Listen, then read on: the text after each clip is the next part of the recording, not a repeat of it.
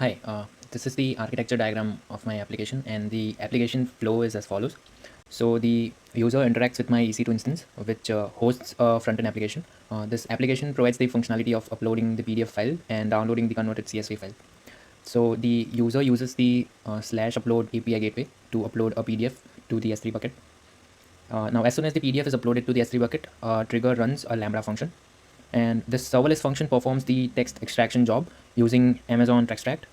Textract extracts text and data from the PDF file and converts the unstructured data into the structured data. Now, when the Textract finishes extracting text from the provided PDF, it uses another AWS service, which is SNS, in order to send a notification to another Lambda function. The Textract also stores the response back to the S3 bucket. Now, the second Lambda function, upon receiving the SNS notification, reads the extracted text response from the bucket and converts it into a structured CSV file. This function uses a pandas layer in order to perform the data manipulation. Now, after the CSV file is ready, this Lambda function uploads it back to the same S3 bucket. And finally, the user can call the slash download API gateway, which triggers a third Lambda function. This function fetches the CSV file stored in the S3 bucket and generates a pre-signed URL for that particular file and returns the response back to the EC2 instance. Now the user can download that CSV using the slash download call on the EC2 instance. So I have provisioned all of my resources using CloudFormation, and now I'll quickly go through the CloudFormation script. So this is my CloudFormation script. It takes a parameter for which is a role parameter, and I have set a default role, which is the lab role. Now let's take a look at all the resources, starting with the compute resources. So we have three lambdas as demonstrated in the architecture diagram: the text detection lambda, CSV generator lambda, and CSV download lambda. The text detection lambda is responsible for generating text extract job and extracting text from the PDF file. The CSV lambda is responsible for generating the structured CSV file, and it uses pandas as a layer for this task. And finally, we have the CSV download lambda, which is responsible for generating the pre-signed URL for the CSV file created by the CSV generator lambda. Now, these are all the required permissions associated with each lambda function, and this is the pandas layer which I mentioned earlier. Now, moving on to the next compute resource, which is the EC2 instance in my case. So this EC2 instance is used for hosting my front-end application, and this is the script which runs during the provisioning of the instance. So it basically sets up the environment for my front-end application, install all the necessary dependencies, and below are the security group and the profile which are associated with my EC2 instance. Now the second type of resource is the storage. So for storage, I have used S3 bucket. Then the third is the network. For network, I have used API gateway. Now, all in all, I have two APIs, one for uploading the PDF and the second for downloading the CSV file. So below are the resource, the method, and the deployment for both of the APIs. Now, for general, I have used Textract and SNS. So the Textract is directly used by the text detection lambda, which we saw above, and the SNS topic is basically used to send the notification from the text detection lambda to the CSV generator lambda, as shown in the architecture diagram. And finally, I have used SSM parameters to store the API deployments so that I can pass the value of the SSM parameter to my EC2 instance in order to set the environment variables, which are basically the URLs for upload and download. And I have used the outputs just to view the values of resources provisioned by this entire CloudFormation script. So now I'll run the CloudFormation script and provision my resources for the application.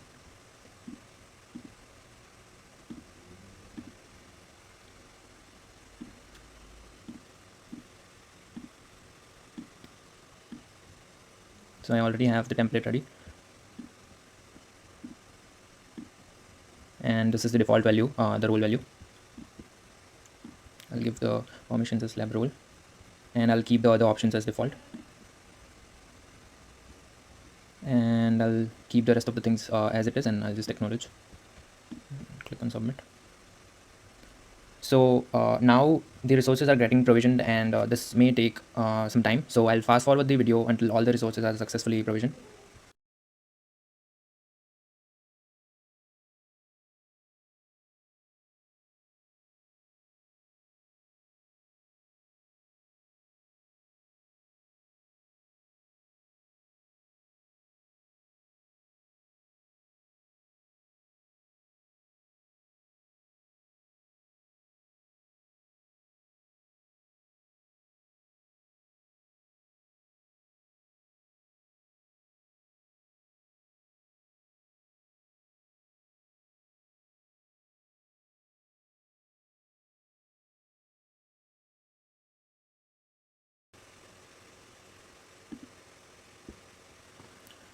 Okay, so now the stack creation was successfully complete, and the status is create complete, and total 76 events happen. And if we look at the resources tab, then we can see that total 23 resources were provisioned with my CloudFormation script, and we'll go over each resource step by step. And this is the output which I have defined in the script in order to just view the values of the resources. So now that all of my resources are up and running and the stack was created successfully, I'll go over each resource step by step. So let's start with the API gateway. So we have two API gateways. This one is to download the converted structured CSV file, and the second API gateway is for uploading the unstructured PDF file to the S3 bucket. Then we have the EC2 instance. So the EC2 instance takes time to set up. So in order to track what's happening on the instance, I have added a log in the script for monitoring, and so I'll check that log to track the progress of the instance.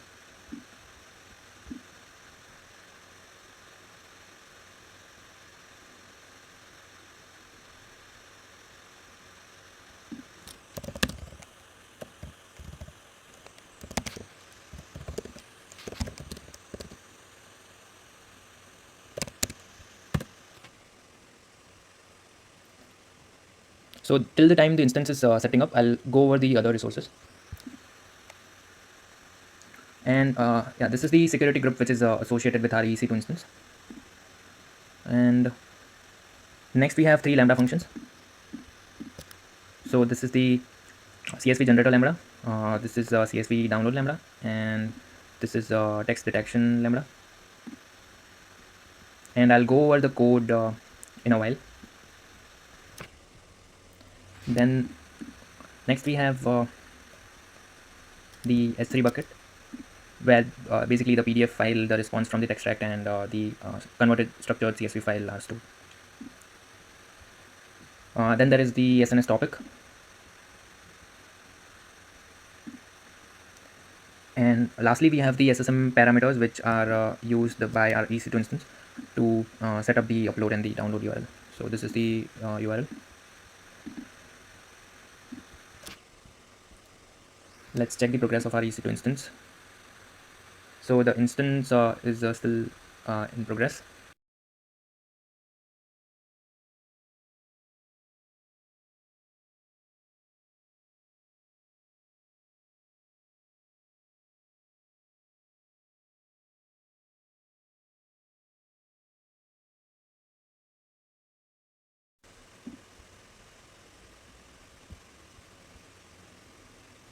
Okay, so I guess the EC2 instance is up and running now.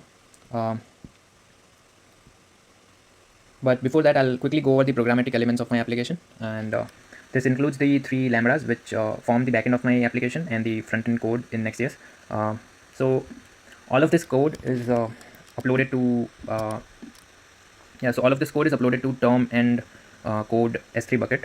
So these are the three Lambda functions. The pandas is the library which we have used as a layer, and this is the front-end application code. And this S3 bucket is from where all of the code is deployed. So first I'll go over the front-end code.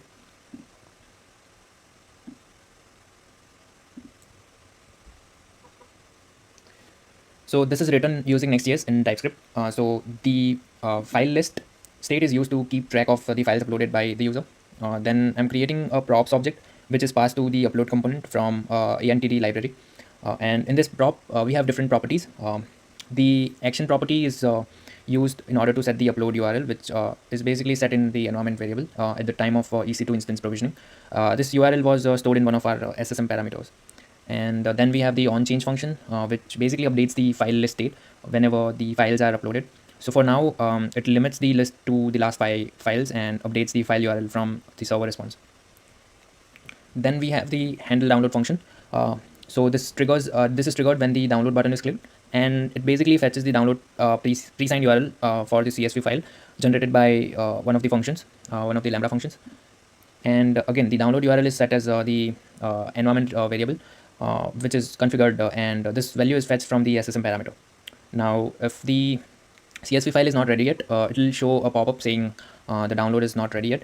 And finally, if the file is successfully downloaded, the function will reset the file list state. And yeah, lastly, we are returning the JSX code for rendering the component. So this includes the upload component for uploading the files, and there is also a download button, which is which is used to trigger the handle download function. So the overall purpose of this code is to allow users to basically upload PDF files to S3 and also download the converted CSV file. Let's move on to the backend code now.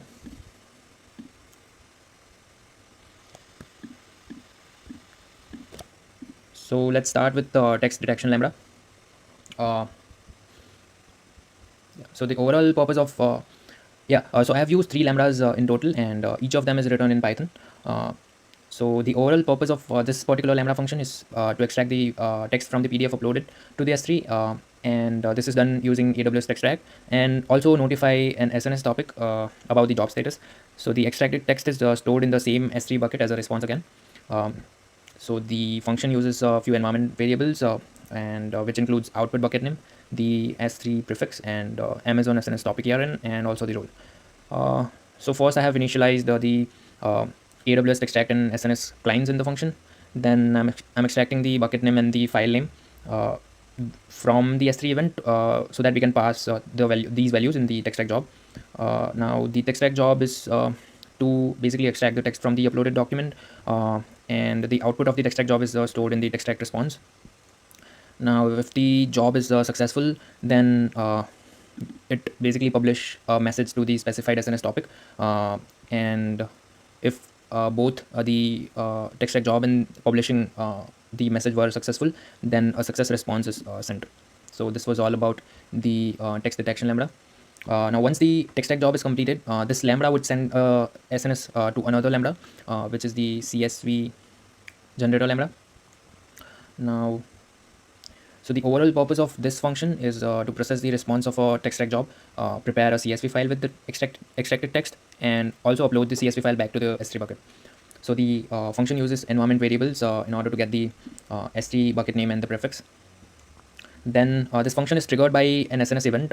So it basically extracts the Textract job ID from the SNS message, processes the Textract response, and also prepares a CSV file, structured CSV file rather, and later it uploads it back to the S3 bucket.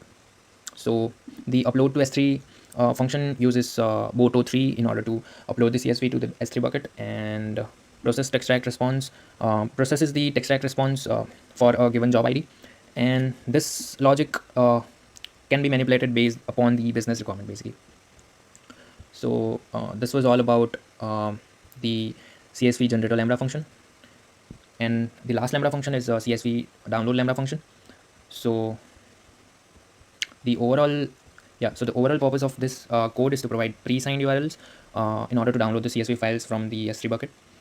Again, this function uses environment variables to get the S3 bucket name, and this function is triggered by an event. So it creates an S3 client and then generates the pre-signed URL using for the CSV file using the generate pre-signed URL function. And on success it'll send the response with the pre-signed URLs. If no CSV files were found in the bucket, then it will return a message saying no CSV file found, and if the CSV file is not ready yet, then it will return download not ready. So this was all about the CSV download Lambda function. Now I'll show the working demo of my application.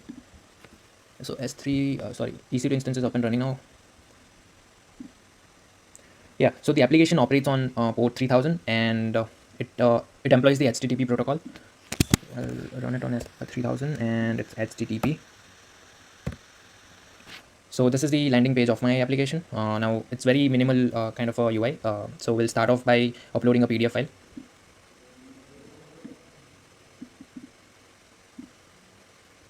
So the PDF was uploaded successfully. Now, but if we attempt to download the CSV file immediately, so we are informed that the download is not ready yet, and this is true because the Textract job, which is responsible for this conversion process, is still in progress. Now, in order to track the progress of the job, let's monitor the status, and we'll do that by using Cloud Watch logs.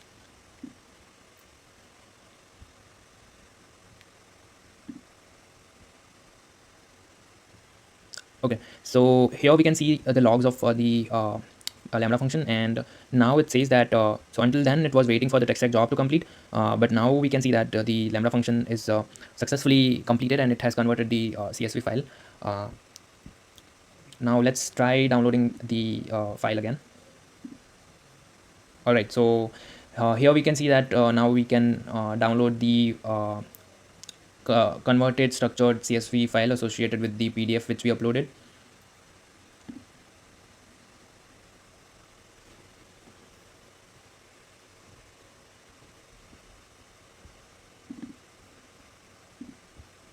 Okay, so this is what the structured CSV file looks like.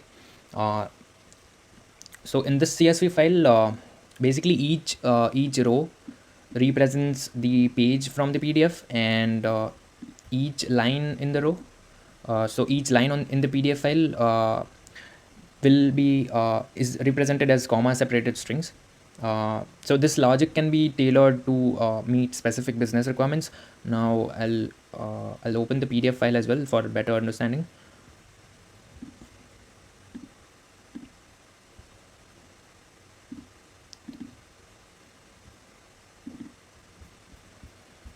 So this is the PDF file, and this is our CSV file. So it will convert each page as a row. So all in all, we have total 8 pages. So we have 8 rows, and for each page, it will convert the line as a comma separated string. So here we can see that the first line is Dalhousie. So that's the first string in the list. Then we have university, and let's check the last line then. So the last line says use cloud technologies, and as we can also verify that here. So it says use cloud technologies, and let's verify if it's converting till the last page or not. So the very first line of our 8th page says student code of conduct. So the last row, which is 8th row,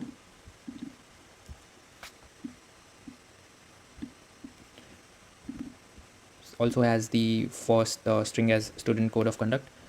And if we check the last line, so the last 2 lines says that learning and support resources, and please see this URL. So the last 2 elements of the list says learning and support resources, and the last element says please see this link.